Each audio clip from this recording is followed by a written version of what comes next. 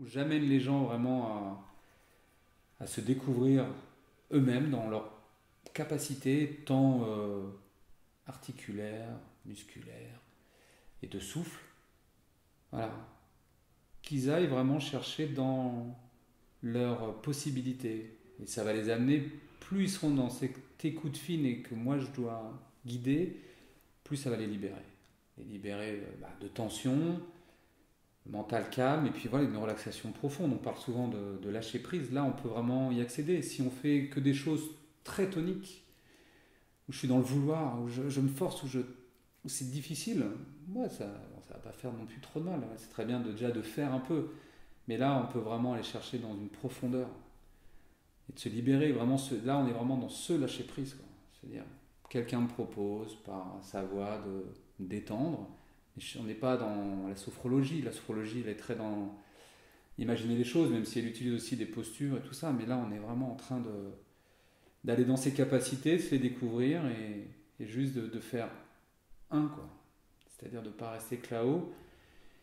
Et je vois que même des gens qui aiment des choses toniques, finalement, ça leur convient parfaitement. Par le yoga, moi, j'essaye de transmettre une découverte de soi.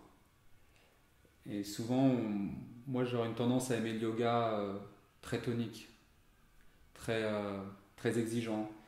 Finalement, en découvrant un yoga beaucoup plus respectueux de soi et de ses limites, tant voilà, articulaire, voilà, vraiment, j'ai envie de transmettre vraiment la, la justesse, nos capacités d'action sans aller chercher sur un idéal postural.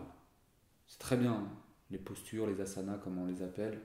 C'est très bien d'aller vers ça, mais en tout cas, c'est très bien d'aller vers soi, vers ses possibilités et surtout de pouvoir libérer sa respiration. Parce que si on a une respiration limitée, c'est tout simplement que on a le diaphragme. Après, bon, c'est qu'on a le diaphragme qui est limité. Donc, si le diaphragme il est limité dans son action, c'est que les organes ici sont très tendus et c'est que ça circule mal. Donc, après, faut pas voir le yoga juste dans sa beauté des postures. C'est vrai que c'est très beau quand c'est bien pris, mais c'est aussi de voir comment on se libère le souffle et comment nos organes, ce système qui est complètement autonome, se libère.